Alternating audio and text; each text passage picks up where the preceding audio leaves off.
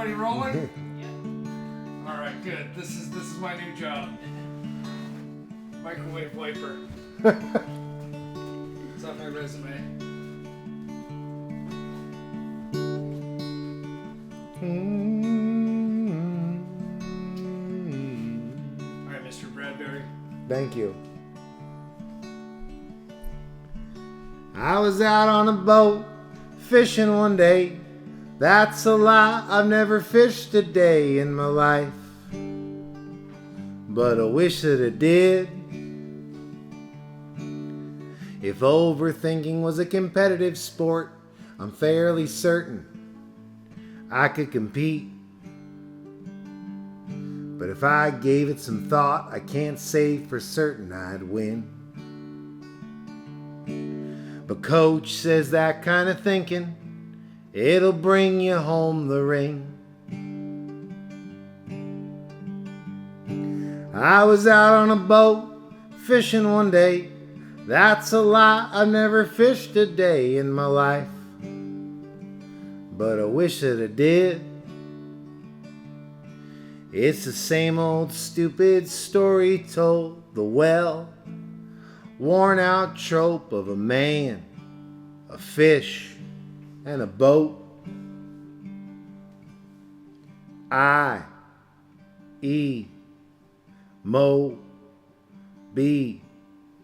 Dick.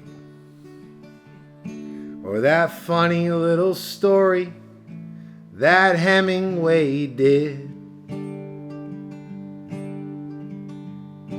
I was out on a boat fishing one day. That's a lie, I've never fished a day in my life. I probably won't, but I sure do love living on this boat. And I hate explaining why I hate flying, and it ain't that I'm afraid of dying. It simply becomes a question of quality of death. The plane it rumbles, folks are getting tense, and they're trying not to lose their shit. And the flight attendant says, don't worry, it's just turbulence. The thunder roars and the lightning strikes. You can see the fear growing in the crew's eyes. And everyone here is questioning every choice that they've ever made. And smoke 'em if you got 'em is the subtext of the statement the pilot, he just made. So the mom with 2 kids, yeah, she starts praying. Some hipster chick starts laughing and saying, I guess this is what the psychic must have meant when they pulled the 8 of whatever off the deck. And an alpha bro starts taking charge, and a priest, he refutes God, and the Buddhist desperately wants to light himself on fire. But the Buddhist is likely to soon be on fire. For a Buddhist, this is quite a quagmire.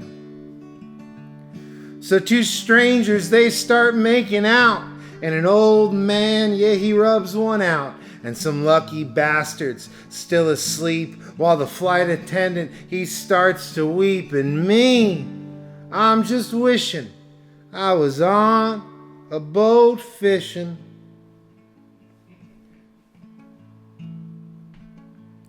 See, I was out on a boat and I was fishing one day. Yeah, I was out on a boat and I was fishing one day.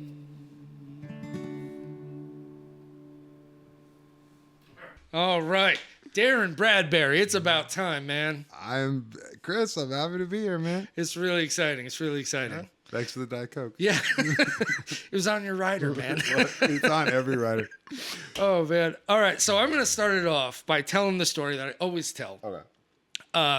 You and I moved to Nashville the same weekend. Yes.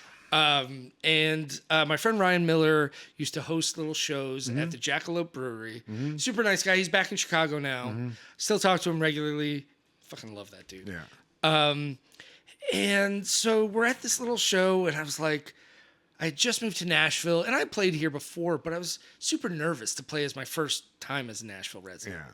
So I go up, and I just get all the adrenaline, and I'm telling jokes, and I'm fucking crushing solos, and people are like, yeah, this is great. And I was like, follow that, bro. I don't even know you. But in my head, I'm like, follow that, bro.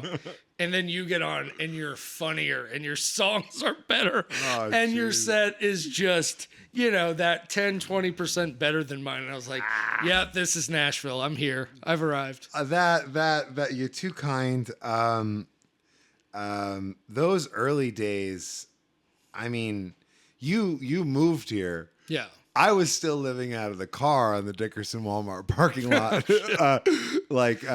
But those were the days that I was playing 4 or 5 nights a week. Yeah. We would hit like 3 or 4 different open mic nights in a night. We were playing 5 or 6 times a week. Because to me, moving here was like being at the gym for a songwriter. The amount Hell of yeah. opportunities to go and work on your craft and work with an audience, especially if you're in the business of like, I'm strictly in the business of interacting with people live. Yeah. So those early days were just night after night after night. We would do doubles. We would, me and Tim Carroll would play at the 5 spot, and then we'd run over to the old Dino's. And I actually played the last show at the old Dino's. I didn't realize they had shows They there. used to have shows there, and there used to be rats in the ceiling, and it was pretty wild. But like those days are really sacred to me because it was just I don't know, like maybe I'm still the guy that if somebody moves new to town, if somebody comes to town and they're like what to do, I'm like, go sit through the open mic night at the Commodore. You know why? It's good for you. It's like eating fucking kale. You know what I mean? Like just do it. Yeah. Just to understand the brutality of what you're about to face and overcome it. Were you ever part of one of the Bluebird open mic night? I don't even know if they do it anymore. They used to have a nationwide famous open mic with a lottery. That's where me and Nikki Barber met when she was still in the band called the Static Trees. Now she's the Minx. Yeah. But we've known each other from like 2 years before that when we were passing through on a ramshackle tour and did the Bluebird open mic night as our show on a tour. Back in my 20s. But did the whole lottery thing, waited outside. And then eventually, I haven't played the Bluebird probably in 7 years. I think I'm responsible for Tim Easton losing his. For a while, the Bluebird wanted to do some like East Nashville. They would bring East Nashville to the Bluebird, and so they got Tim, who's a great person to do that. Absolutely. And they unfortunately booked me. What did you do, Darrin? What did you do? I sang Junkie Love. And a bunch of people got up in the middle of it, and I don't think Tim ever got the gig again. But it was a sweet gig because it was one of those gigs that you don't find in town a lot, where like it's like, you're playing the Bluebird, and it's a guaranteed $400 to do like a round circle jerk with your friends. Yeah. And it was, but I think I ruined that for Tim, because like people complained. They were like, "This is not what we came here for." Oh, so what did they go there for? Oh, I mean, what did they go there for? But Nashville is for everybody. You know what I mean? Like they go there for they want to feel like they want to hear what's on the radio before it's on the radio for them, and there's room for everything in this town but pedal taverns. You know what I mean? Like take them away, but besides that, like. Oh, I'm with you. And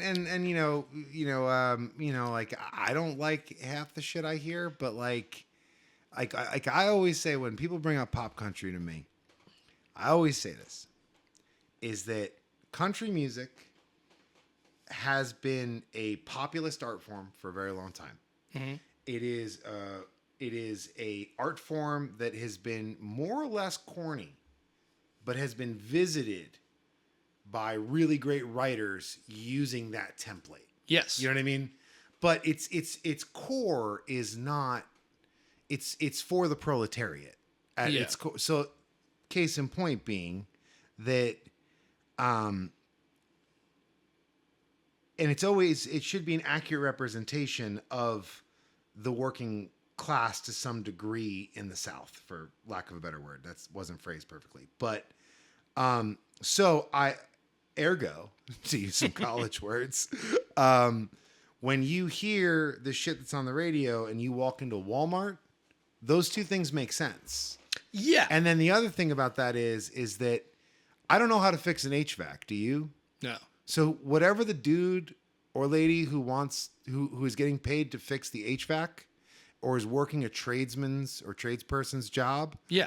whatever makes them happy on the weekend, as long as they're not hurting anybody, it ain't my business. You know what I mean? Like I can't hate on it. Yeah. If I don't like know that how to do it, and that's another thing too. If I don't know how to do something, I don't critique it. Cool. If I have zero clue how to do something, like, who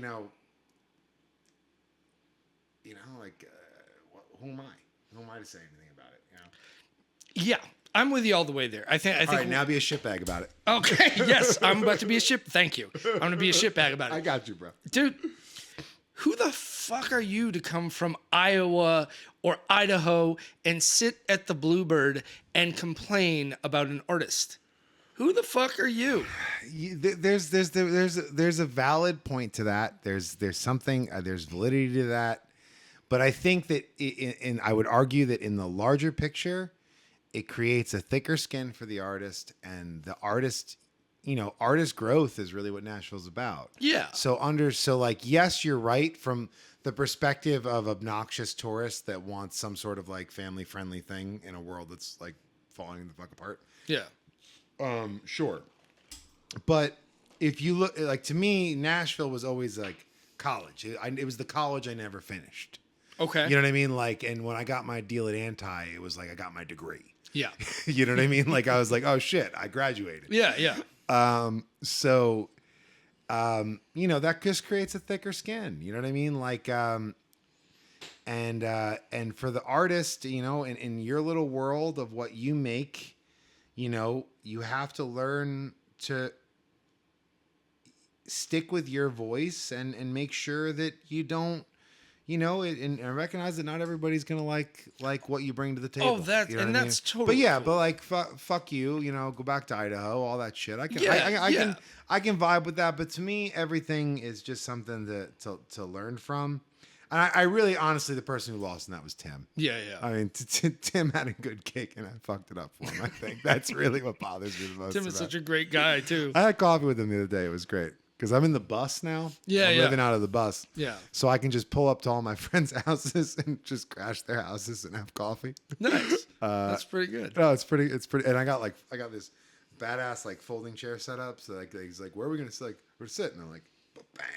And but That's you were hanging in a boat for a while, right? I was in the boat for the winter, Yeah. and then I'm touring a lot this summer. So I've been staying on the bus for the most part. It's got like a nice cot in there. It's well done. Don't tell my insurance company. The thing is, if I didn't know, Yeah. and somebody asked me, where does Darrin Bradbury live? I'd probably be like, yeah, he's in a boat somewhere, like in a lighthouse, probably in a cave on the side of a mountain. I have lived in many strange, but it's lucky to be the age that I'm at. Like I'm 38. I don't have any kids. Yeah. I have a occasionally reputable music career. Absolutely. And and so like I can afford to do that. And I think my base but I like to call them my constituency because fans feels weird and let's get Oh, I like that. My constituency. My constituency is Oh, very shit. used to me popping up on their feed Yeah. in random ass places. Yeah. Like that's just part of the deal. So I'm very fortunate that they support my shenanigans. Yeah. But- And I don't mean that to put you down. But what I meant by that is you're such an eccentric. You're such a personality of course Darrin Bradbury lives in a boat. That's exactly Of course he does. That's exactly what BJ Barnum said when I texted him a picture of me from the boat. He's like, "Of course you live on a fucking boat." Yeah, You know what I mean? That was actually a really great experience for me because I love water, and we don't have enough access to it in this part of the country. Yeah. And spending a couple months just, especially in the winter.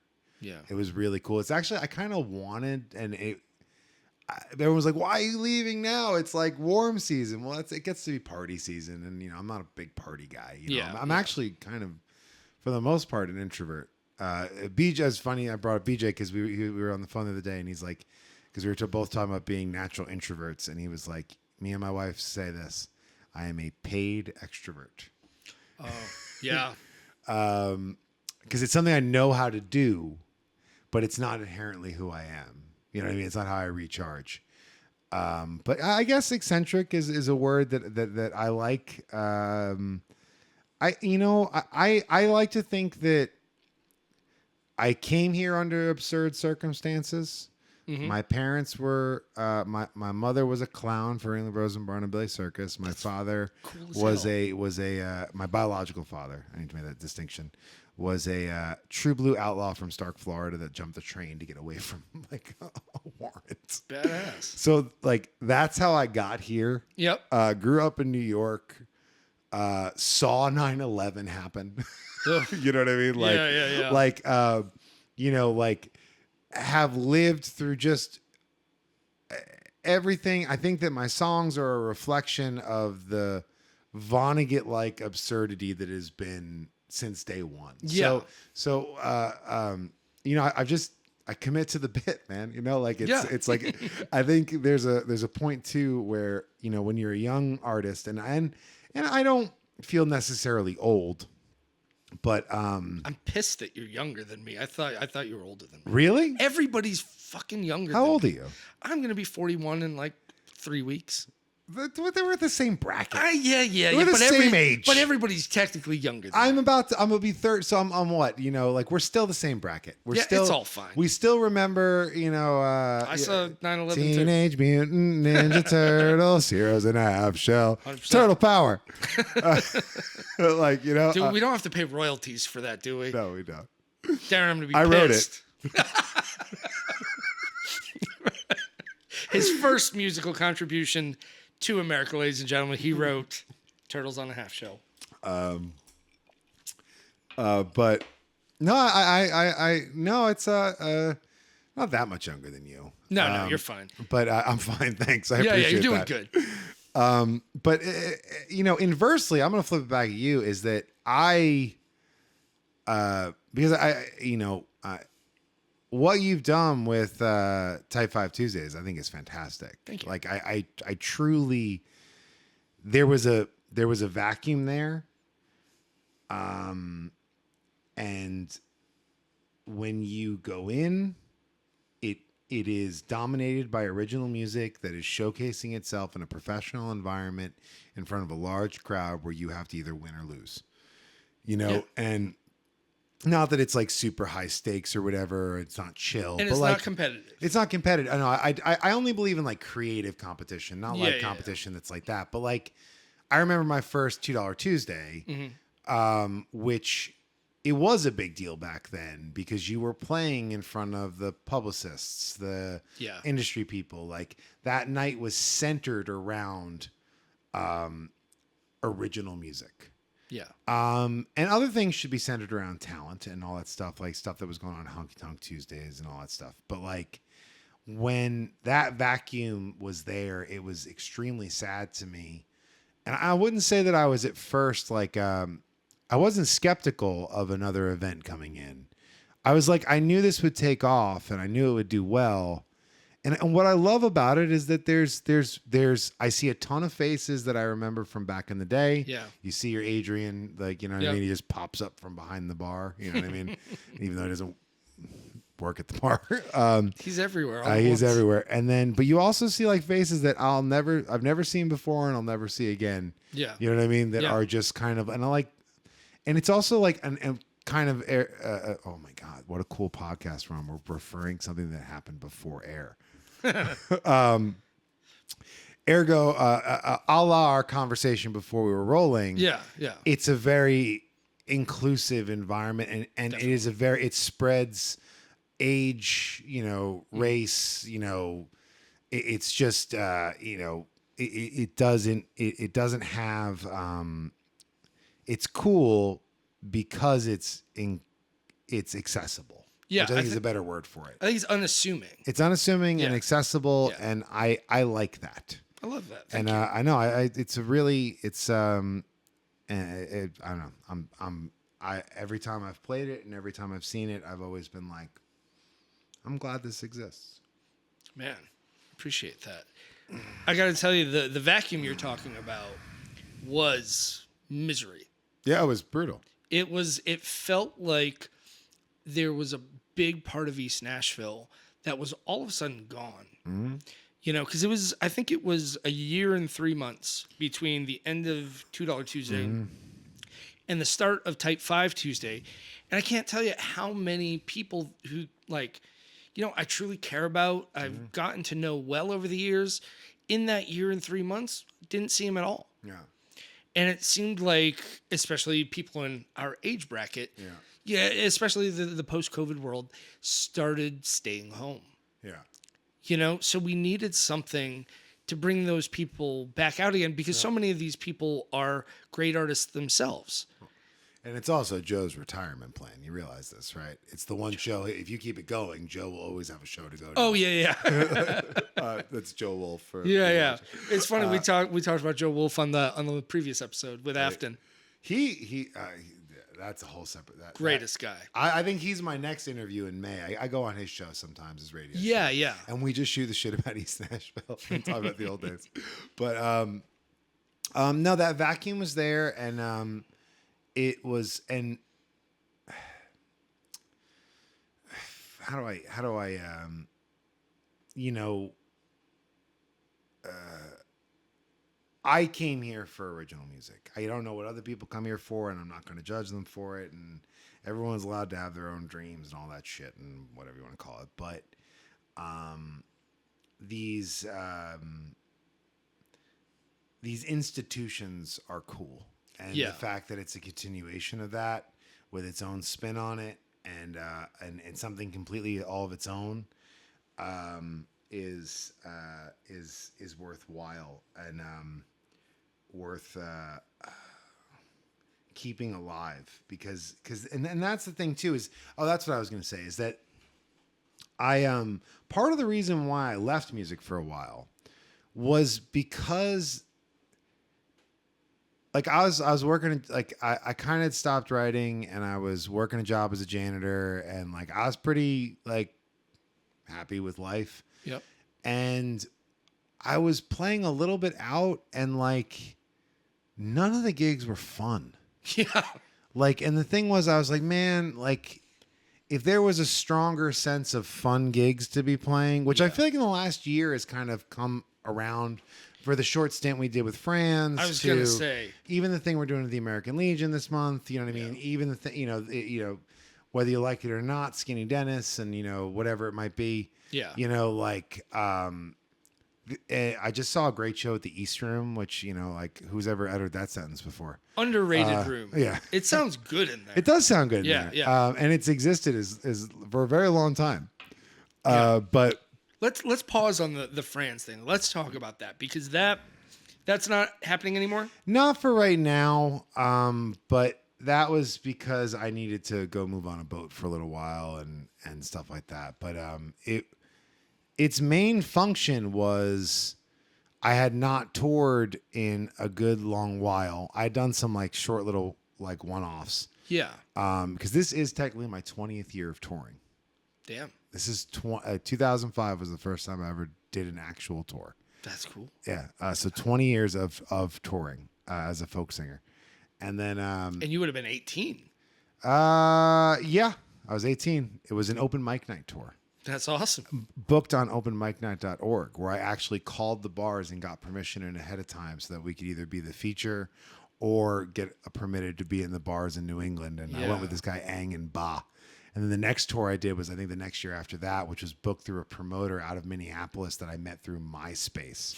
That was like we still follow each other on Instagram. Yeah, man. The MySpace. Like, do you remember? I think I had like 100,000 like fans on MySpace, if I Yeah. recall correctly. It was And these spreadsheets used to go around. Yeah. Of different links, whether it was MySpace, Pure Volume, basically all the people you could try to get in touch with Yeah. to get a small gig. Yeah. Because small gigs are hard to find, especially as a touring artist, because you don't know the local haunts where you can play to 10 people and that's okay. Yeah. Well, I mean, know? that's kind of our bread and butter right now. This is the first year I've ever toured successfully as a headliner. Cool. That's another reason why I kind of left, was because I had done 5 or 6 years straight of support slots. I got to open for all my heroes and It's meet them amazing. and stuff. And yeah, people were coming out to see me in Nashville, and people always liked me when I would always do a really good job as a support artist, but I was never putting butts in seats in, Des Moines. You know what I mean? Yeah, yeah. And this is the first year that, since the American Aquarium tour, that we're putting 40 or 50 people in a room per night. It's great. And it's like a weird feeling too, because like I'm sure you've had this experience before, where you show up to a venue, and it's the experience that I've had more of versus this year, where it's like Doors time and you can almost like feel the wind blow through the door. Yeah. But Yeah. it weirds you the fuck out hard when it's Doors and like people start showing up and you're like, holy shit, this is a show. Yeah, yeah. But to the point It's weird either way. it's weird either way, but Yeah. I gotten much more accustomed to the wind blowing through the door than I am for that. But it's the first year that I really feel like, and not all over the world, all of whatever, but in the routes that we've done, but we primarily do alternative, smaller venues.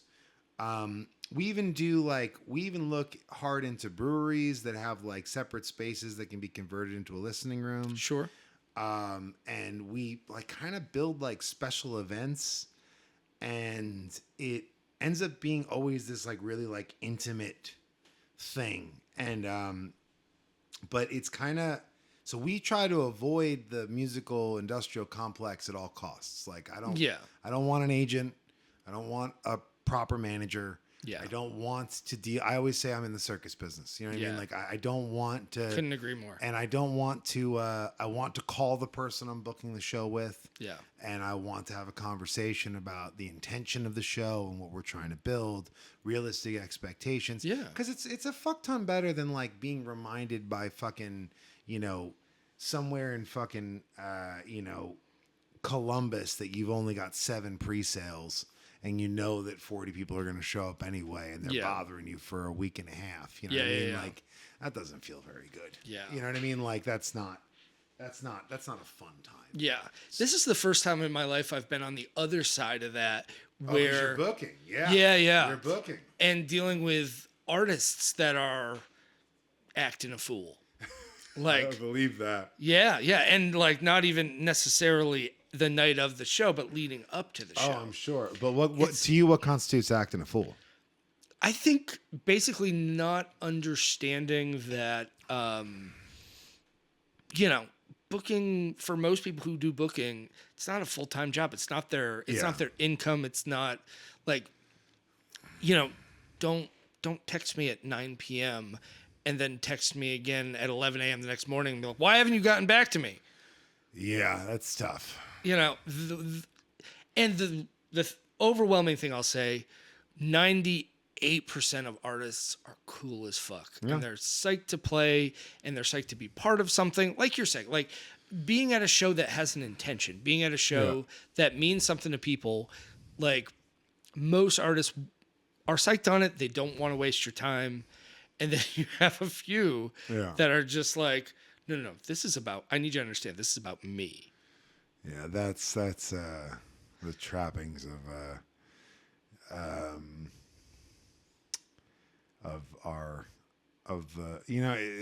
is art is the world of ego, and everyone has one. And I think one of the coolest parts of moving to Nashville is that, like, from whatever small town or community you come from, you might be the person with like the larger than life personality, Yeah. or have some sort of drive that can be construed as ego or whatever it may be. But then you move to Nashville and you see these motherfuckers that are like through the roof on Yeah. on ego, and you're like, man, I'm a normal person here. Yeah, Like, I'm like even keeled, Yeah. easy to deal with. Yep. Like it levels you out because you see a lot of that, and a lot of people with putting their hopes in the wrong direction. It's trying too hard is a thing. Yeah. It's fun. It seems to me that you were always real down to earth, because we both moved here from New York, New Jersey area. I think I kind of came in with my head a little full of steam. Oh, really? I was doing well in New York. Yeah. I was doing well in New York. See, I was doing well to a degree in New York as well. In the band I was in called Big Wilson River, we gotten some like really big write-ups and stuff like that, and we got some like a little bit of industry attention, and we had a local fan base or whatever in the New York, New Jersey area. And I don't know, my life, because I had kind of just like, I quit drugs before I quit alcohol, and drugs were a huge part of what ruined that part of my life. Sure. Or not ruined, but really, disrupted. That actually, I'll tell you exactly what happened. Let's hear it. I'll tell you exactly what happened. Why I came here with not a big head full of steam. So there's this band that became sort of popular called the Front Bottoms, and we were they're big in like the sort of emo world, so like a world somewhere between the Mountain Goats and emo. You know what I mean? Yep. Like, and we were neck and neck. We were like we were the two bands in the scene, and they got picked up and they got really big really fast. And I was a prick. I remember like shitting on them in a local like interview and something like that. They didn't come back and take care of this. Yeah. And after that experience, like I was like 22, 23. You know what I mean? Like I was an idiot. And you do everything stupid. When So you're that stupid. age. Yeah, it's so annoying looking maybe back. at most 24. And, that didn't get anybody anywhere. Nope. Nothing about that helped anybody in the entire world. Nope. There was Didn't nothing make that you I look said. good. I didn't even look, but like I didn't feel good. Yeah, about yeah. It didn't feel good. Yep. You know what I mean? So, but it taught me a valuable lesson about living with and being and understanding that success. I've always seen, and I see the world that we're in as a choir, or an orchestra, however you want to see it. This is already beautiful. And everyone's playing their part. Yeah. And your only job is to be really good at the part that you play. Yeah. And the spotlight comes around, and every so often it graces you, and then it moves away, and then it goes somewhere else, and then it comes back around, and you just keep playing your part, you'll get enough of that. And the thing is that lesson taught me how to appreciate other people's success and trajectory without also being an ass kiss. You know what I mean? We don't like those people. Like those people fucking piss me off. You know what I mean? Like, but like, like being like, it's ebbs and flows. People have a good year. Yeah. They do really well. And then, like that Jesse Wells kid, right? Jesse Wells. He's the new folk sensation that everyone loves. He goes on TikTok, sings the news. Hell yeah. Good for him. It's hey, and I'm not shitting on it. It's like I wouldn't want that job. You couldn't pay me enough to have to like I'm gonna have to every look this time guy up. every time Trump tweets like he's got a song that comes out and the crowd goes wild for it. You know what I mean? Really? Oh, huh? people go absolutely batshit. Oh, I think I might know who this And is. he's kind of got a mop top and he's Yeah, like whatever. yeah. I've seen that Right, guy. right. So like it's like I don't know who I was talking to about it, but like and I can't say we did a benefit together. We were both at the You Got Gold Fest Basement East show. I'm not gonna like fucking fake like I know the guy, but like he was there. He had a cool vibe. But like one of the things that I was thinking about too is that like because I've seen a lot of people go through the success cycle. You know what I mean? A lot of my close friends. Yeah. I've seen them all go through it, and that's one of the vantage points that I've had. And everyone in my mind gets a year's grace period. Like if they've gotten something going on, Yep. because they're not gonna be right in the head for at least into like if all of a sudden like you go from absolute obscurity to Saturday Night Live, you're not going to be right in the head for a little while. You're going to be spinning. Even if you're like have the best intentions. Totally. You're going to like your brain isn't going to be fucking. It's adjusting to a very different reality. Yeah. So then you really like so anyone I meet that kind of like that is like sort of on the up and up. I'm like I don't take any interaction seriously or unseriously because it's really where you if you watch where they are when it dips down. You know what I mean? That's who they are. Yeah, and the thing is that, and also, I don't know, like that's, what's the old adage in our business? Nobody in life, nobody wants you when you're down. Nobody knows you when you're down and out. Yeah, so I would rather be the person that like, when you're down. Let's hang out. That's Darrin. Yeah, I don't give a shit if you're popular or not. Yeah. I don't give a shit. I don't care. But when shit's really hard, call me. Because cool. I don't care. But what I was going to say about him is that so all these people are going bananas about it. They're these like the next Bob Dylan, and they get in the room, and there's an excitement, and he's very good. He's very good at his job. He's very good at it.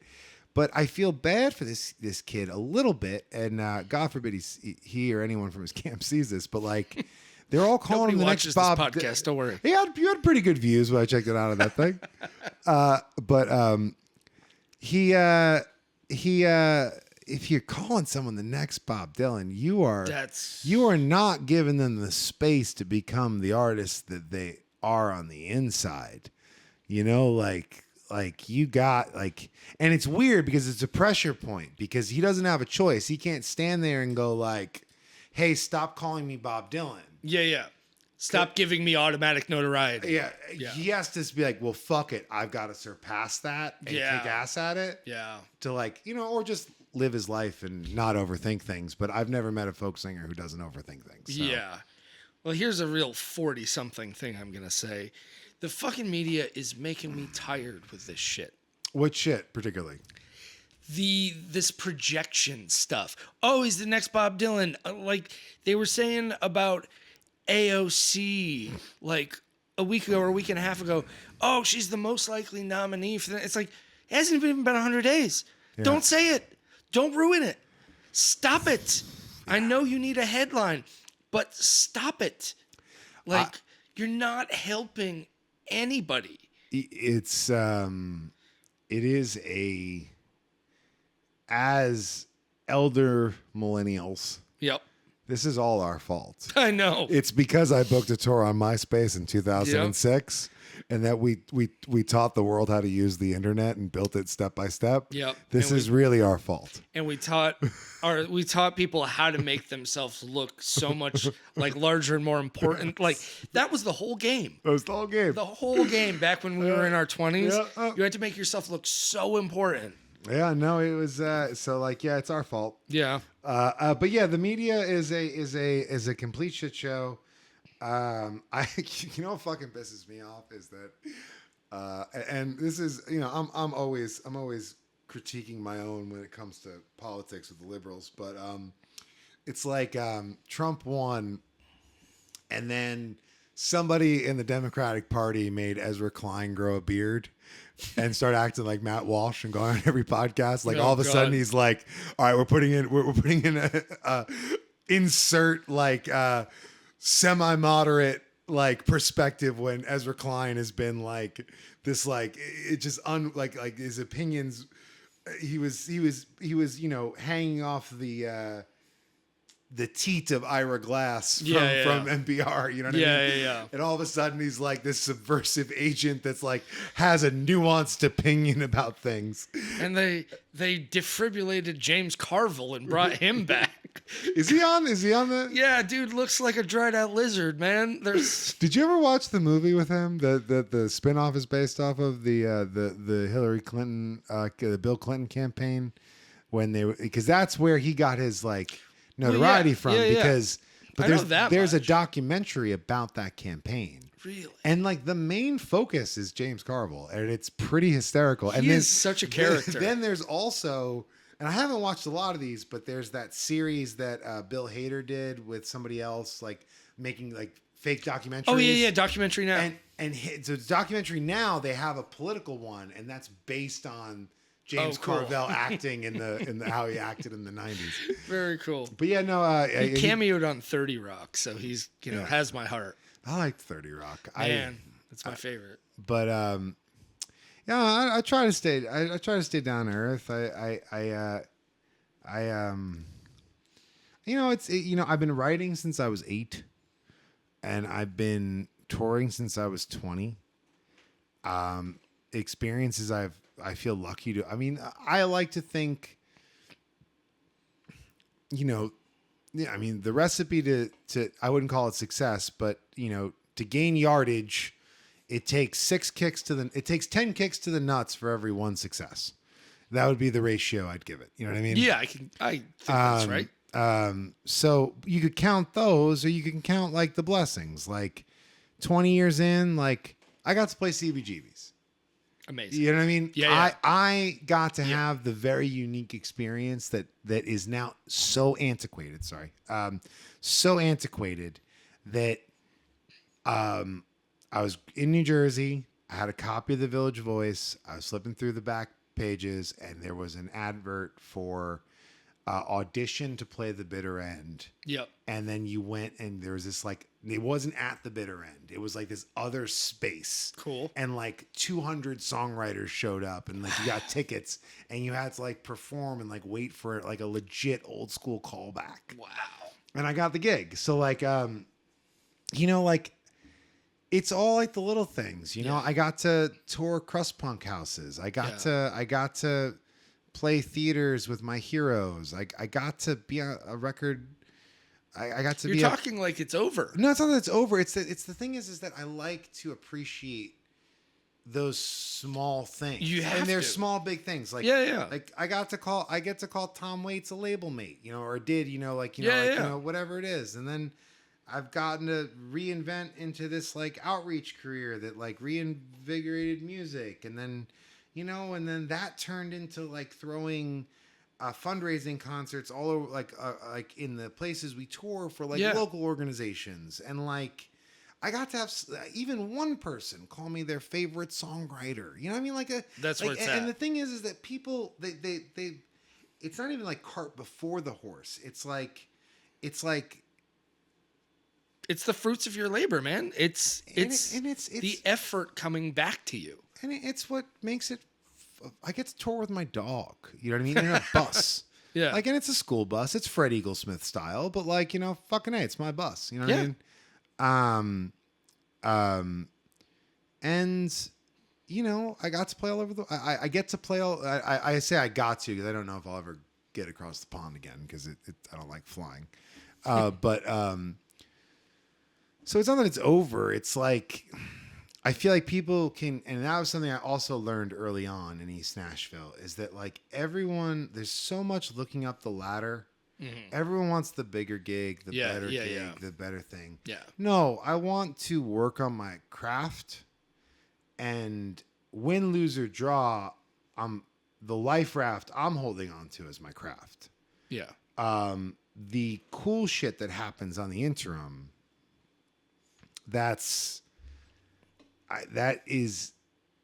also the third reason why I left for a little while, is that I could sense a shift in our generation in East Nashville where people were feeling very because the Americana boom is over. You know what I mean? Yeah. Like Sierra Farrell took folk music, took old time music and made it into David Bowie. It's done. Yeah. And she did a great job at it. And she did it with just the internet and no industry people. Fuck yeah, you bent the industry over a barrel. Sierra Farrell, you rock. Yep. You won the game. Yep. Tyler Childers, you won the game. You know what I mean? And that I don't like him quite as much. But like either which way, but he's great. But here's the thing about Tyler Childers is that like, am I listening to every Tyler Childers song? No, but I do feel like, because that's what a songwriter does, is he hit a vein in a part of the population that is somewhere between, I don't even want like Johnny Cash, George Jones, and Nirvana. And they grew up drinking Monster Energy drinks in Yep. in West Virginia and in Kentucky, and are more than just what their stereotypes are. Sure. And Tyler Childers does this great job at voicing that. He's a great, to use constituency, he's a great senator for that. You know Yeah, what I mean? yeah, okay. And so it's not to me even about whether or not I'm listening to a Tyler Childers record every day. Yeah. It's about, because I think personally folk singing and songwriting is a job of service, because you're eliciting a response from people, or you're hoping to, you are aiming to connect with folks, and it's about them. It's not about you. So point being is that if he's amassed this very loyal, then obviously there were voices unheard. Yeah. And I think Sierra Farrell did the same thing. This Jesse Wells kid is doing the same thing. You know what I mean? Like, Yeah. And the thing is that, I don't know. So like for me, the what the artist represents as a representation of the base that they represent. You know what I mean? Like, Okay. does that make sense, or is that like too left field on you for that? Like, I think my view tends to be more of the create, and whoever likes it can like it, whoever dislikes it can like. I don't give a shit. well, I know I agree with you, but the thing is that you have to, so authentically. Yeah, you have if to you respect. if you follow that path authentically, it will lead to Yes. to that lake. Yeah. You know what I mean? Yep. Like, you only build that if you've stayed true to you, Yeah. to who the fuck you are, whether Yes. people like it or not. Yep. Because that's how you get to that spot, because you've hit a vein that resonates with Yeah. somebody, with a large group of people. Yeah.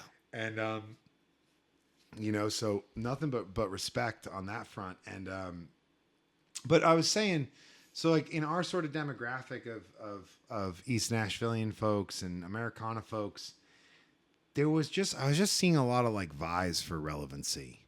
Yeah. I was seeing a lot of people that were scared, and it's understandable. Like, Our music scene needed to diversify at that period of time, I think. it's true, and I would also say that, like, I didn't get into this to win. No. I don't care. No.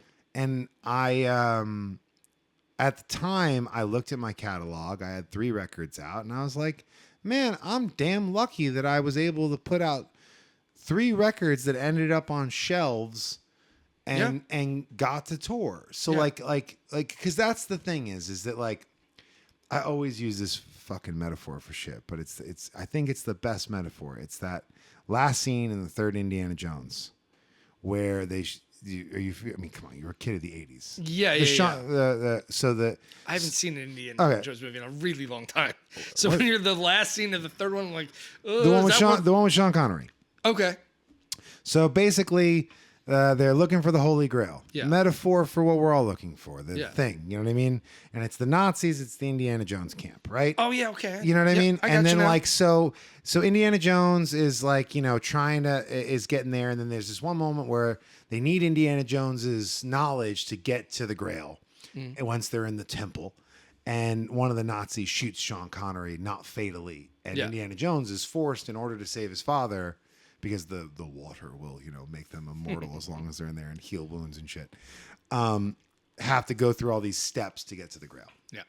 So they get to the Grail, and one of the Nazis' faces melts off, and he goes, Okay. "You have chosen poorly."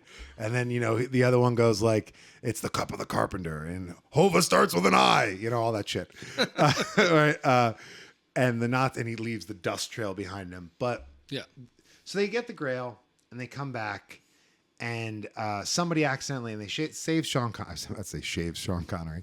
They This save is a really long analogy. They say, well, no, but they save Sean Connery. There's a point to this, because if you Okay. don't have the context, then I could have done this in 30 fucking seconds. But you need the context. Sorry. Because it's valid. Well, I remember the guy's face melting. So then the thing is there's this the temple crosses the Grail crosses the seal, which it's not supposed to, and then the whole temple starts to shake, and the ground opens up, And Elsa, the blonde Nazi lady, who Indiana Jones' love interest in it, the Grail falls into this one step, and she starts reaching for it. And she's reaching for it really hard, right? Yep. And you know, because she wants it, because that's what it's in that the eyes of willing to reach into the abyss for it. Yeah.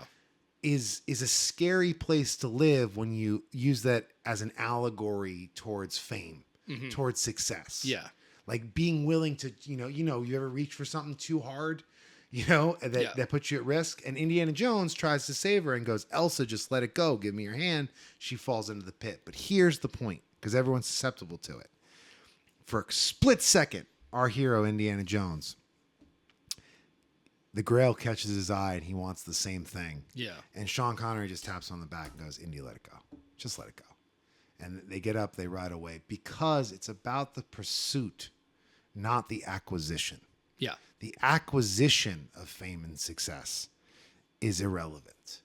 If you're not, and to roll back to the beginning of that movie, when he's fighting in the thing, this belongs in a museum. Yeah. If that's not your attitude, you know what I mean? Like Yeah, this belongs, there's a reverence for it just in the love of doing it. Yes. And, trying to, so like when I made those 3 records, I looked at it, I was like, you know what? It's for the bowels of time to decide whether those things mean anything or not. Not me. Yeah. And I'm not going to stand around hoping to be relevant in 20 years. I don't know how I've remained relevant for this 20 years. I don't. I have no clue. So let's talk shop a little bit around that. Okay, Like, sure. Tell me about a Darrin Bradbury song, how that works, because you and I as songwriters could not be more opposite. Yes, but you also you play really cool guitar stuff. Go. Yeah, but nobody cares. I care. I think that shit's cool. I'm envious of things I can't do. I can't do that. I can't get up on stage with electric guitar.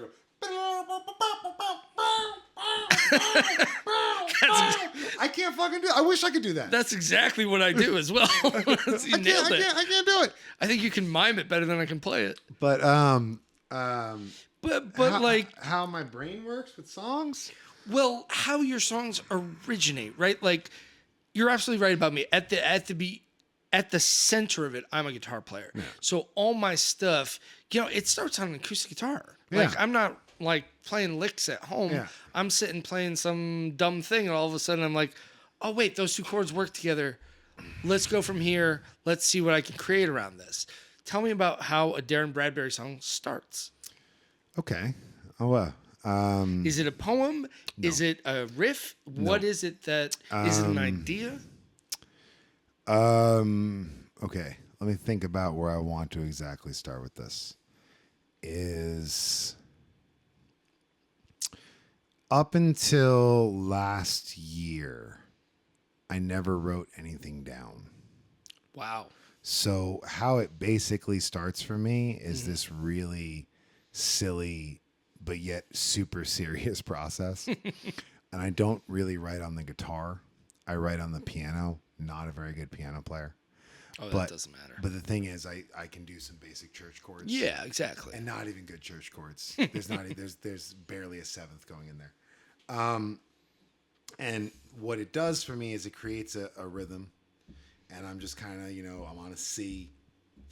And I'm just kind of bopping back and forth. And I just start talking to myself. Yeah. And I just start saying stuff out in my mind that are on my mind, or, like in the notepad I've kept in my brain. And then I'll say something like, our love is like a meth lab. And I'm like, oh, and if it makes me laugh and catches me off guard. Then I know it's something good because I've caught myself off guard. You know what I mean? I'm like, oh, I've surprised me. I didn't know that was coming. And then I just basically would repeat that. Our love is like a meth lab and then just keep repeating it until the next logical conclusion that catches me off guard draws. So remember that thing I said about us being really opposite? Yeah. I do the same thing. See, I also write chronologically. Okay. So like I won't write a chorus that I'm putting into a song. Like I write line 1, line 2, Yep. and I'll repeat those. So then the next part of that process is even more boring yet hysterical from an outside perspective of like, our love is like a meth lab in your mother's basement. Crudely born, and our love is like a meth lab in your mother's, and that's a 15-minute process of repeating that. Crudely born from jugs, and then that comes out, and it's the natural. It's what, you know, everything's line for line is. It's not like call and response, but it's what is the last line asking you to do? What is the first line asking of you to bring to the second line? Yeah. To support it. Yep. The reference that I'll give is that, you know, I really focused in my 20s on being a writer above all else, above like paying bills, living Like a in writer or a well, songwriter? like a songwriter. You know what I mean? Like writing songs, because there's only one chance you get to write songs in your 20s. It's in your 20s. Yeah, yeah. So I said, fuck everything else. This is the most important time to write. For sure. And I out of all the songs, I got some good songs out of my 20s, you know what I mean? But there's this one song that I got called Elmwood Park that I try not to be like too. I'm always proud of my songs, like kids in a soccer field. You know what I mean? Like my kid in a soccer field. Yeah, like yeah. I'm like, oh, you Look at rock. him go. You rock. Yeah. But like I'm not like proud of. I try not to have like an over amount of. It's okay to be proud of your art. But I'm proud of. The song I have, Elmwood Park, is the chorus is it's a song about if you haven't heard it, and I guess I should explain it. It's a song about a kid. It's kind of an allegory for World War II and JFK, told through the lens of sort of the breaking of the American dream by this kid who's going to a baseball game, playing a little league game, and gets up to bat, and the final verse he gets smacked in the face with a baseball, you know, Yeah. and falls. But the chorus is, "Oh man, don't time fly like a bullet through the brain and out the eye." And I remember when I came up with that, I was like, "God damn," Yeah. right? Yeah. But I was like, "That's cool. That's really cool. Oh man, don't time fly like a bullet through the brain and out the eye." But I was like, all right, the only way you're gonna, and I was kept singing. I'm like, the only way that you're gonna make that line really resonate is if the next line goes the complete opposite direction. Cool. That substantiates it. So you're not just going for shock value. Yeah. And then and so the second half of that chorus is something I'm even more prouder of, which is Papa's heart's a hose bent like a garden hose that's like about to clog and whatever. Mama couldn't cry, so the sprinklers wept. You know what I mean? Like those summer days riding with the top down. And I think that, so as a writer, I'm always searching for interesting juxtapositions on very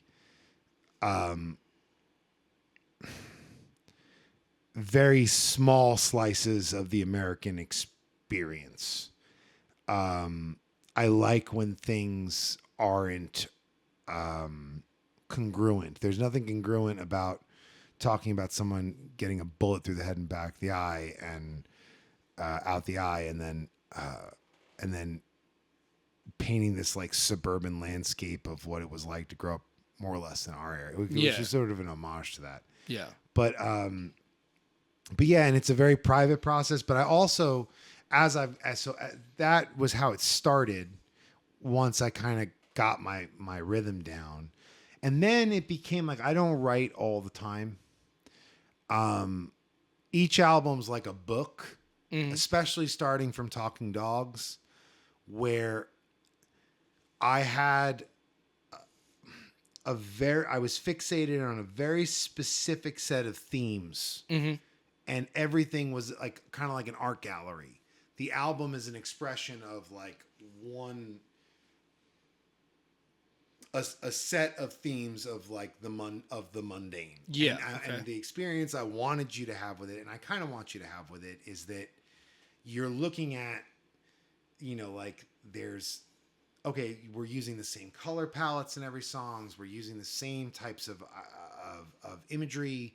We're not.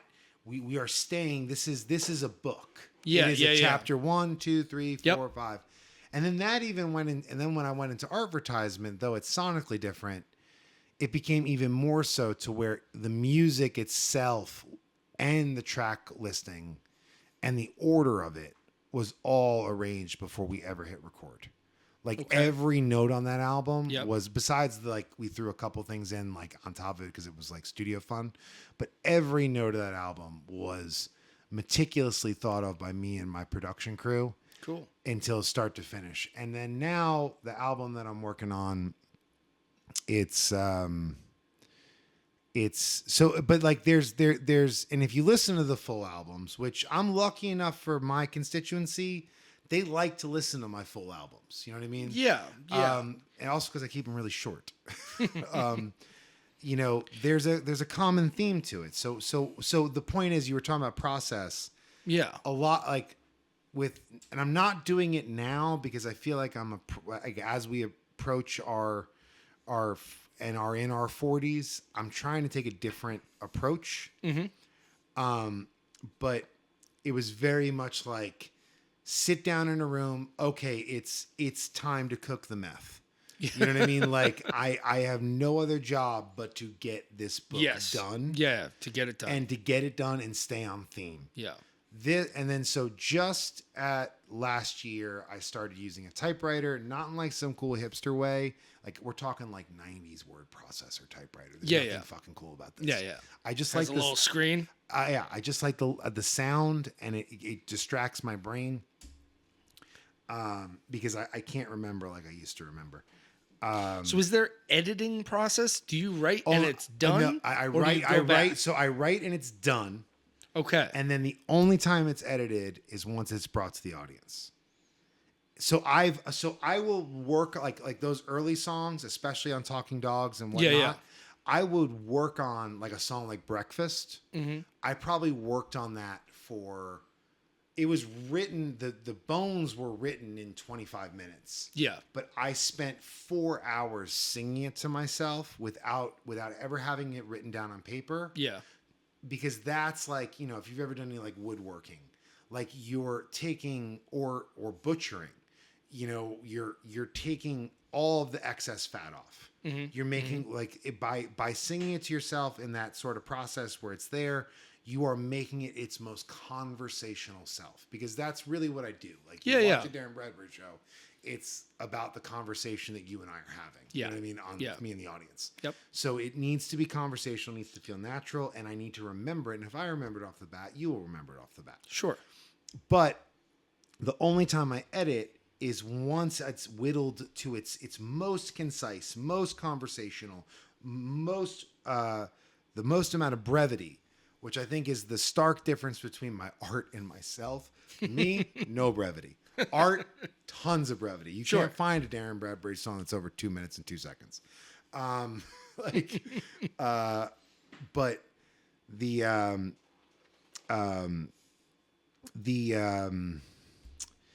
when it hits the audience, because I'll have an idea in my head, it's like, okay, like I've got this song now, I'm about to present it. Yep. And then it's like, all right, I'm paying attention to the audience on like what hits, what doesn't hit, how a phrase feels coming through the microphone versus coming through there.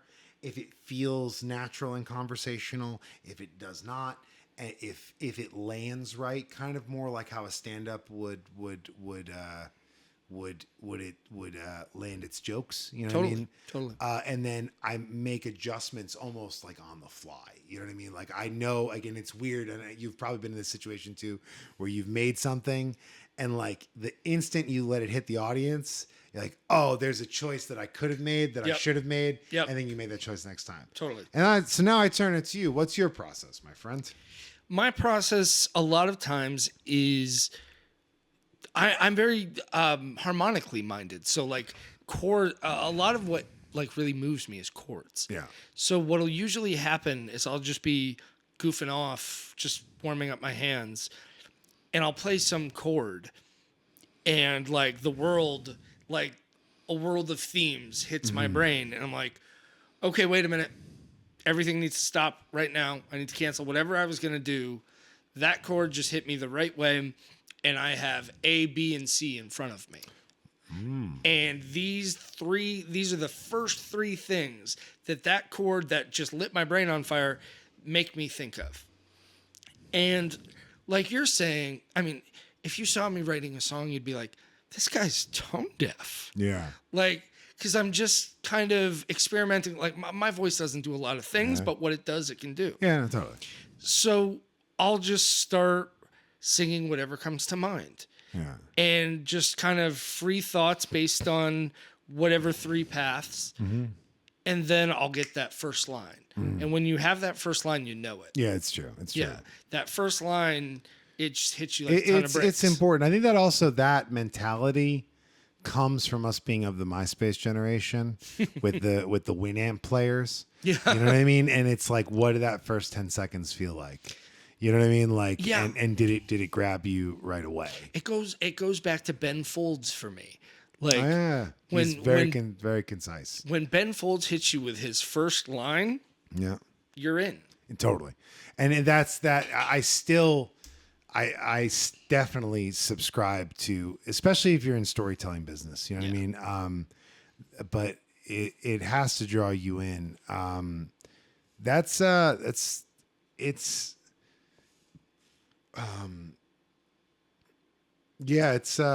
didn't enjoy writing for a long time. Like, it was not fun for me. And actually, one thing I want to say is this, is that once again, I'll point envy at you because like, I think like once a year, I think myself smart and I'll try to understand the chord changes in a song like Cy Coleman's like Why Try to Change Me Now, Frank Sinatra standard style. Yep. And there's no part of me that can ever fucking grasp my head around it. But if I could write standards, oh, wouldn't that be cool? oh my God. Yeah. The chord progressions in those Yeah. are so they move me like no other thing. Yeah. And I'm always envious of what not envious in like a bad way, like in a healthy way. So when you're talking about like quarterly, like, yeah, that never happens to me. God or whatever you want to call it gave me one blank piece of paper and it's 1, 4, and 5. Yeah. And I'm pretty good at using the relative minor and a seventh Yep. to emphasize what I need to do. But freaking A, man, if I could play Cy Coleman's Why Try to Change Me Now on guitar, I can't even play it. And then once a year I try to write an open tuning like Bob Dylan's Blood on the Tracks, like trying to capture that. There's the one thing that Dylan I think does really well that is actually fairly unique to him is, and doesn't get a lot of credit for, is he's the only guy in the game that has multiple characters moving around the same sonic scene. Yeah. Like all doing action. You know, and it's so there's a lyrical lyrical theatrical pacing, like cinematically. Yeah. That like it's like, man, if I could achieve that would, but it's not in the cards for me. You know, I'm in the cards of observational weird stuff because you like kind of, as you said, you do what you do and you know what you do. Yeah. And there is a value to that. Yeah. Like, I mean, that's what you have to do. Yeah. And you can grow, don't get me wrong, but you have to know what you're good at. You have to know what brings out the best in your own art. Yeah. I think that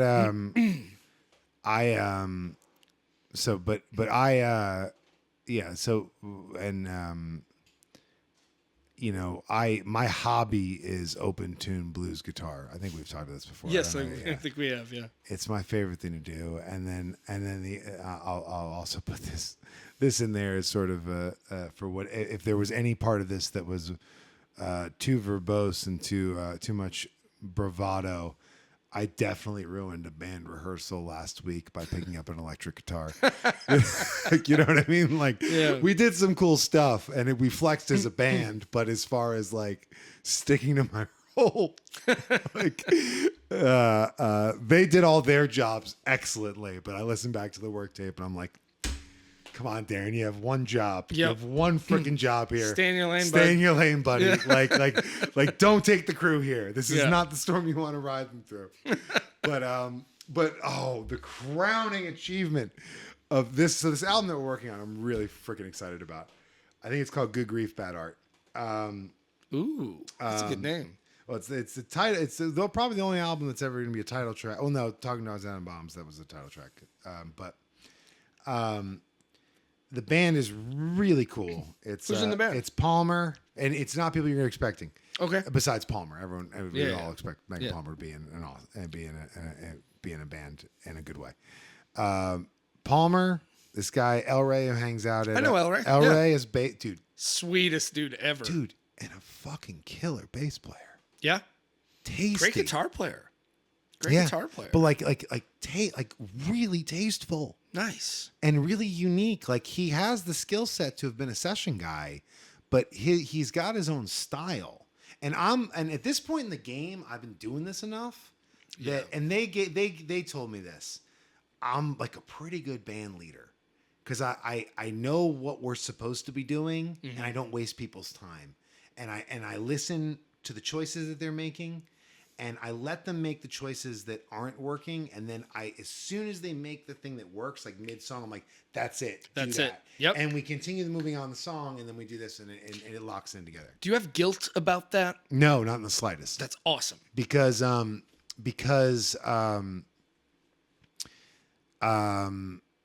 don't. I'm in a band. The band is called my backing band for this album is called Lazy Horse. Like versus Neil Young's Crazy Horse. I got the reference. I'm sure you did. But they appreciate it because we're not.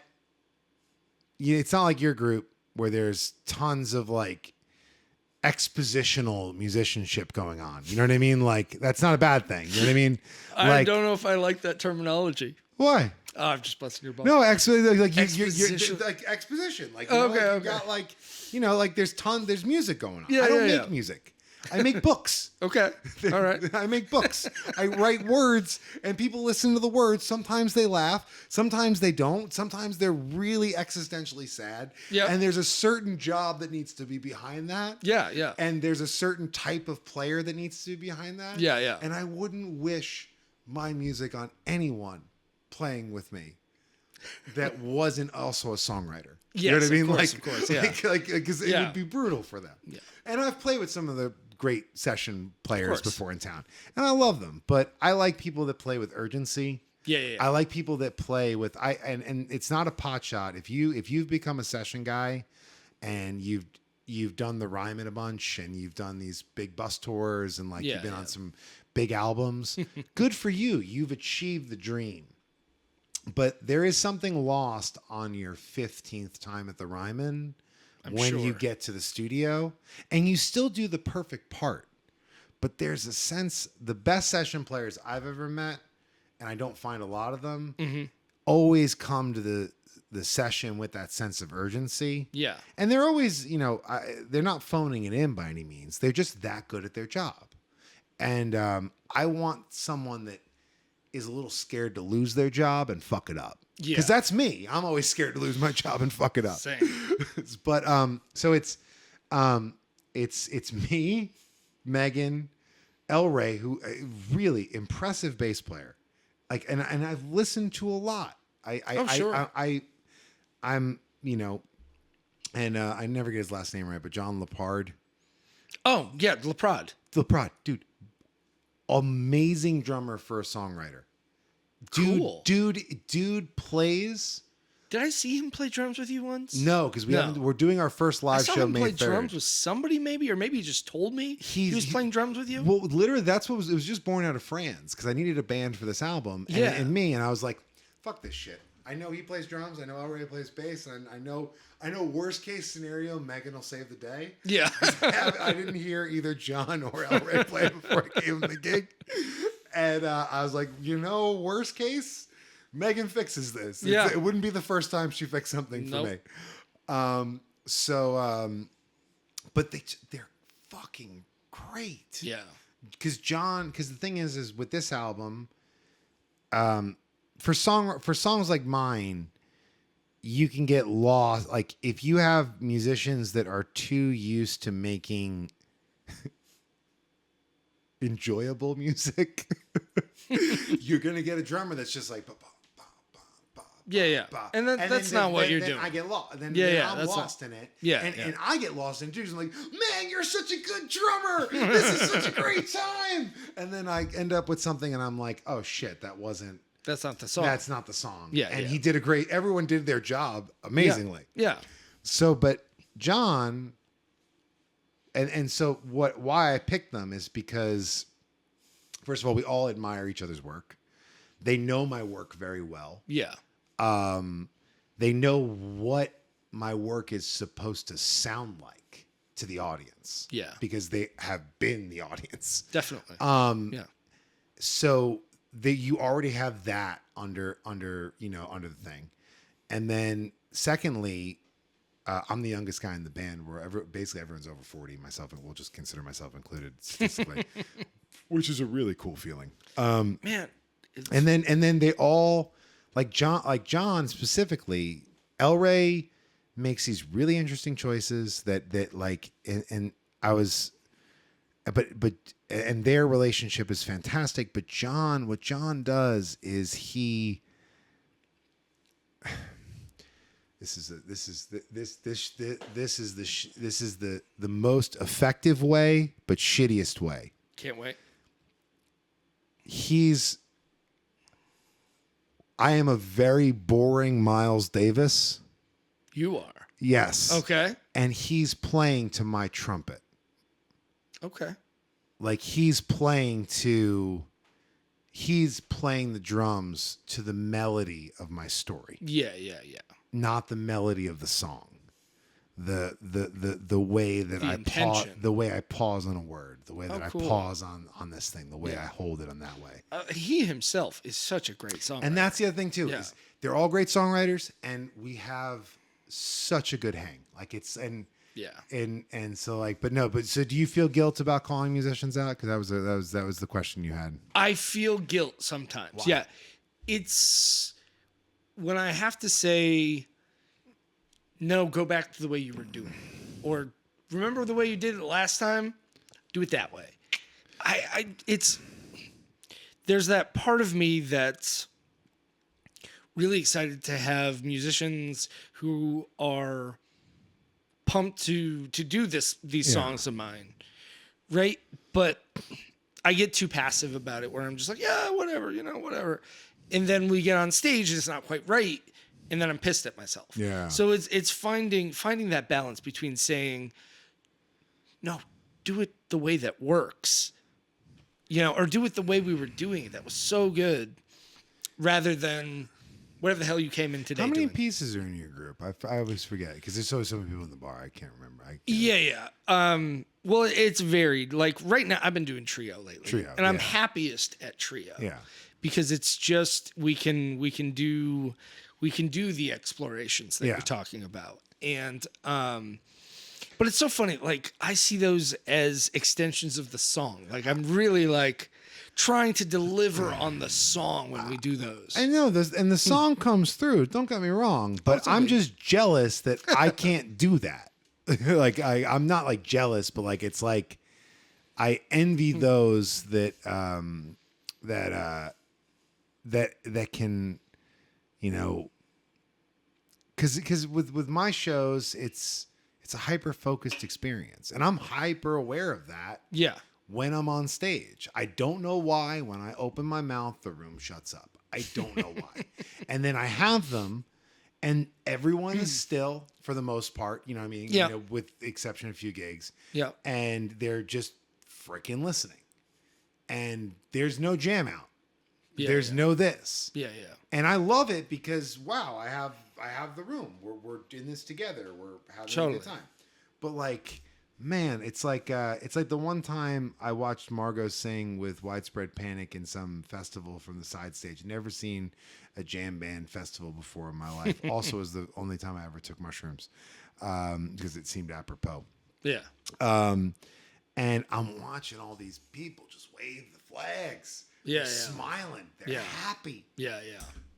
I didn't get into, like, if I could do it all over again, I'd want to make the world dance. I can't make someone smile I mean, I can make them laugh. Yeah. But like that sort of unbridled happiness. So having more dexterity is really means that you don't lose the song by having good musicianship and places for other people to enjoy other aspects of music. Because if someone comes to one of my if a hardcore like constituent comes to one of my shows and brings a friend and the friend's like this the whole time, Yeah.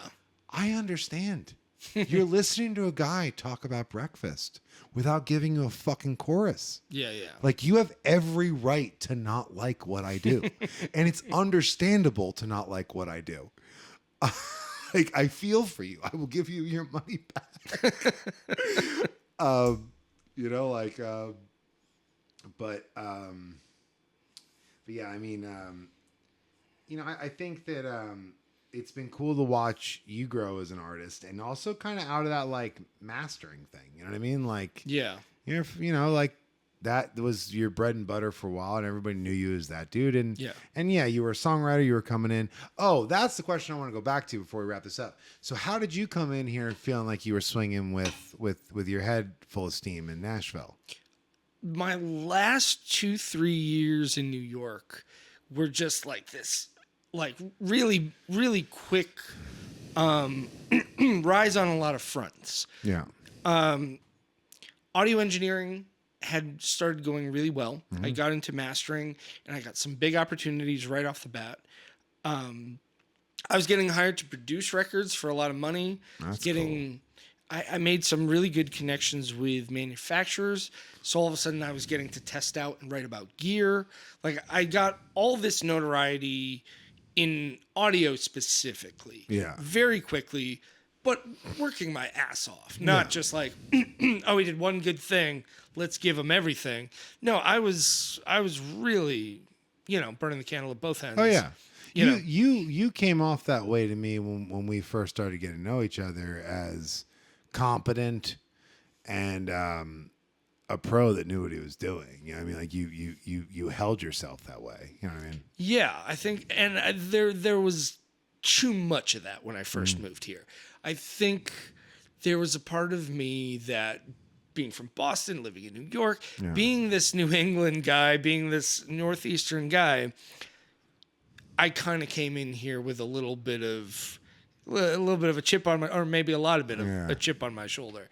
I learned a lot of hard lessons really fast, and I'm thankful for them. Yeah. I'm real thankful for those lessons, because getting basically the vibe from everybody like, listen, Yankee, we don't need you here. We got plenty of guys. We don't need you. Be cool or get out.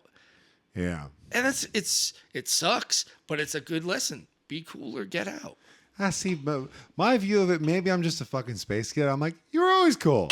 I never thought you were fucking cool to hang around. I'm not just saying that because we're on your podcast. Like, I always like, I was like, every time I run into Chris Vasco, I was like, that guy's cool. I'll take it. I don't, I'm sure, and I can share similar, or commiserate on similar experiences, but, I try to, when it comes to friends and stuff too, like, remind folks that, like, yeah, you may have learned some tough lessons, and yeah, whatever. And yeah, you're right. Half of the music industry is about how good you hang. You know what I mean? Yeah. And that, are you easy to sit in the cramped green room with for long enough hours and do your job right? But like, that's not the end all be all. You know what I mean? Like it is like, I came from the open mic night world, man, when I was a kid. Yeah. Like, I grew up in the open, because in the Northeast, that's all we fucking had. If you were a folk singer. Yeah. So like and there's still part of me that is like 20 years later, that open mic night kid. And that's part of what I wanted to do with Franz. I loved watching the ball game. Man. Loved watching people doing it. And Franz was great. That and was such a good hang. We'll pick it up again. Good. I'm sure we'll do something with it. It's just, it's hard for me to maintain I didn't expect, I did my first full tour with it when I did American Aquarium for a week in September. I've done 11 runs since. My mouth is getting dry. It's all good. Been 11 runs since then. It's amazing, dude. So like, it's been, I think I've done 65 or 6 days on the road this year so far. Nice. You know what I mean? Like, Yeah. which isn't like the most ever, but for a guy that wasn't touring heavily, it's a lot. You know what I mean? Yeah, absolutely. But And it's not like we're that far into the year. It's like April, 10th? yeah, and I got one more big tour in May that's up to the Northeast. But Nice. and then I'm going in to make the album in June. That's great. Which I'll probably end up playing you 2 songs for the new album tonight if we do the recordings of those. Yeah, yeah. Any other questions, my friend? Yes. Before we wrap it up, one thing I wanted to swing back to, because you had kind of brought it up with the boat thing. Yeah. What is your experience of being away from the ocean? Brutal. Yeah. Isn't that hard? It is so brutal for those of us that were raised near it Yeah. and adjacent to it. Like, you know, I was, you know, even just whether it's the lakes, the mountain lakes and rivers and the Catskills, or being 30 minutes away from, or 45 to Sandy Hook, or, you know, and then Yeah. even just the Hudson River. You know what I mean? Like, 100%. it is extremely brutal to be this landlocked. Yeah. And the winter and also the water down here, and I'm not trying to like start any fights, but it's brackish. Yeah. It's yeah. brown, and it's got its charms. But if you've experienced like glacial mountain water before in your life, Yeah. there is, and that starts in the South. I was just in Roanoke 2 weeks ago. Just picture me on the internet, like bathing in a freaking clear stream. So, you know, it's a Southern thing too, but Tennessee has a lot of brackish brown kind of water. And that comes on a lot in the summertime. So being on the boat, it was a great, it was cold, so it felt like home. Yeah. The water was not quite as brackish and was always moving, and the wind would blow and there'd be white caps on Old Hickory. You know what I mean? Nice. So it was kind of like, it was a good simulation. Yeah. You know what I yeah. mean? Like, especially seasonally. Yeah. And it's extremely difficult for me. Yeah. It's extremely, the water is everything Yeah. for me. But you don't have to go that far. Like, honestly, you go 4 hours north of southwestern Virginia and you will find not the ocean. Yeah. But you'll find that water experience that is just instrumental to, but yeah, it's brutal. Yeah, so much of it is that kind of aimless staring out at waves.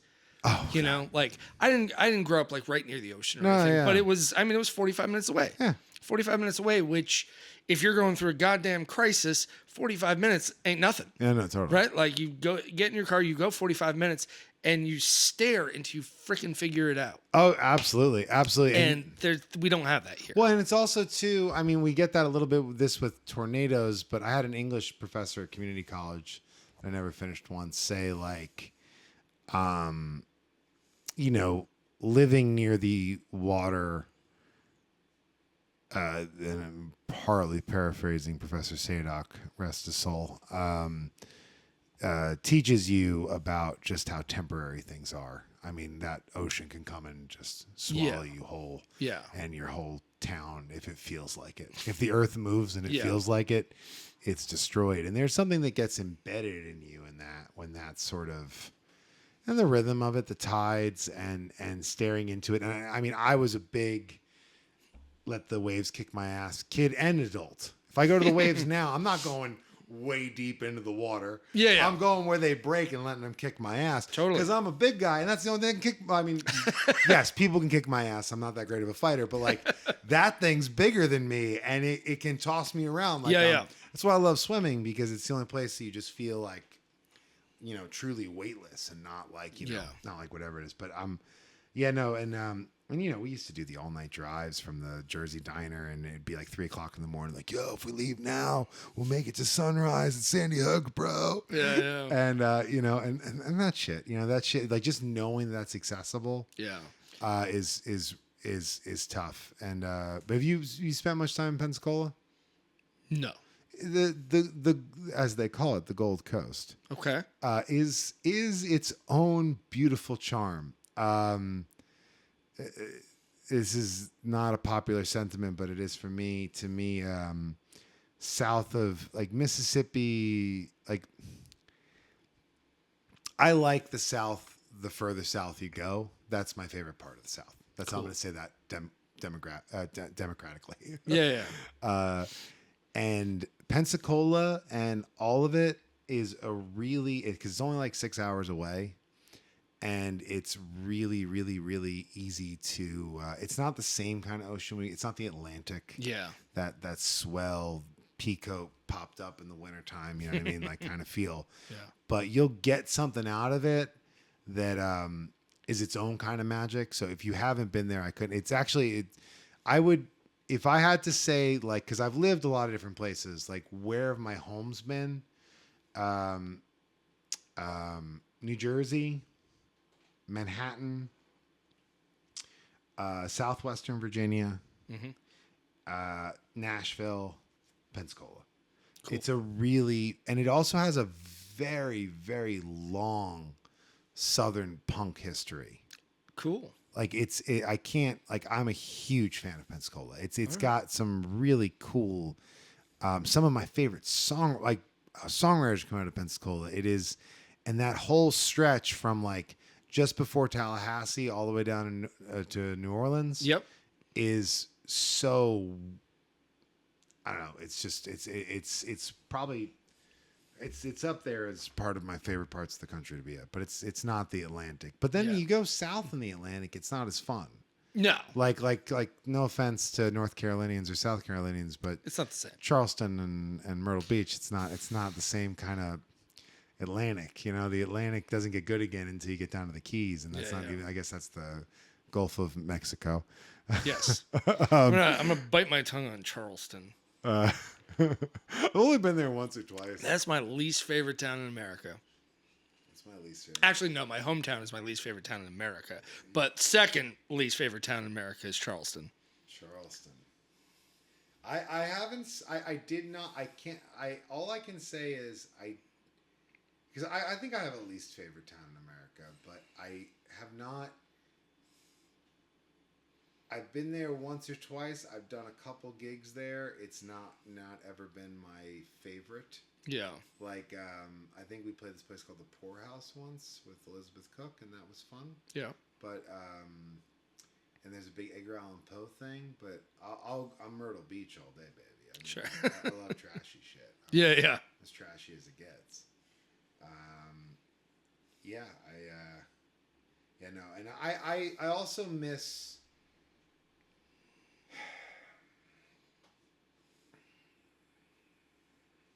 There's a lot about the Northeast that it's.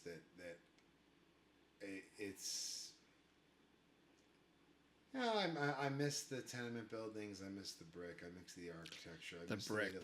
the way light hits. Yeah. And I will. Nashville has been a very good city to me.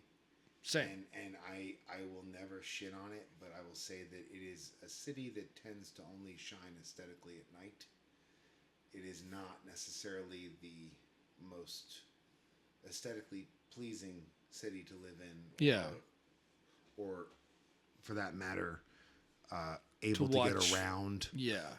It's not the most aesthetically pleasing city to watch experience this rebirth where it's what they're building isn't very good looking. It's and the parts that are good looking are like over over off Brick Church Pike, and Jefferson Street, like the parts that are beautiful like are these weird little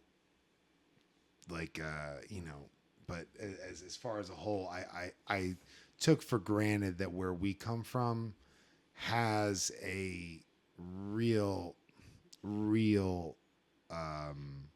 dedication to aesthetic. You know what I mean? To keeping the look of this place as it was to some degree. Yeah, no, and it's that's probably the hardest part. Like just like I instantaneously I can think of what it looks like for the sun to go down on a winter's day with the sun going down, driving Jersey bound on the George Washington Bridge. Like I know exactly what that looks, feels like, and can sense, and I can see the Palisades on the right where the one thing is, and I can see Edgewater on the bottom. Yep. And like all of that is a living piece of art. Yeah, yeah. You know what I mean? Like, and you just don't get that anywhere else. Yeah. But you get other things here, I took on the slow pace came pretty easy to me. Sure. You know, I do love, and I think the North could stand a shot of, it's raining today, we'll do it tomorrow. You know, like we could, us Northerners could use that a little bit, because that's not a Northern trait. No. You know, it's funny when I go back and drive, I'll always have that moment where I'm like, all right, buddy, calm down. Yeah. And it's like, oh shit, I've been in Nashville for a long time. Totally. We could use there's plenty of Southern culture gives that I think is useful for Northerners. It is, yeah.